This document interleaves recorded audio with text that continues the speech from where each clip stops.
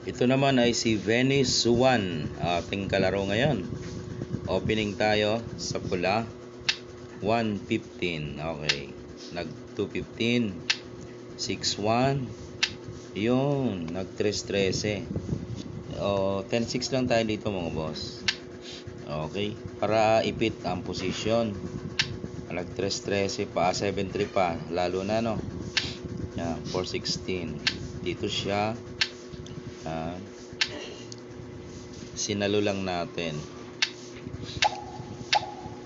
Ginawa niya ay wala siyang tirang maganda, so nagpadalwa.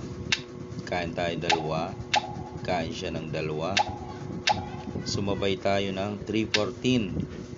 Mamimili lang siya dito ng kakainin, kaso ang pinili niya ay sa 15-1. So 14-15, madodosan natin siya. Dos, may bahaw pa. Okay, dito siya, dito tayo. Dito siya, dito lang tayo. Ngayon, doon siya, dito tayo. Ayun, nag 9-5 pa, lalo nang nalanse mga boss. Ang ginawa natin ay ganito, pinakain, dalawa, kakain tayo ng 3, dadama tayo doon sa 11 ha. Sa 9, 11, mali tuloy. Sa 9, okay. Ang ginawa niya dito, nag 16-14. So, ipinakain na natin yan.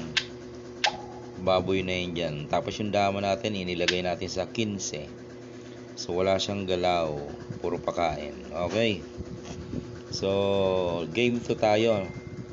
Nag-resign na siya dyan eh. Game 2.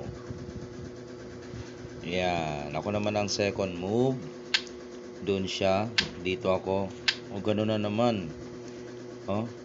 Delay lang ng konti. Pero ganun lang ang formada. Parang sa una lang. Dito naman siya. Dito tayo. Dito, nag-error na naman siya mga boss. Pinakain na natin. Kain tayo 3. Lugi na siya. Pakain ulit tayo. Namili siya kung saan kakain. Dito siya. Doon tayo. Pagkain niya, kain 2. Dito siya. Kain tayo. Yan. Dito tayo. Ang ginawa ba naman ay dito. Di wala na.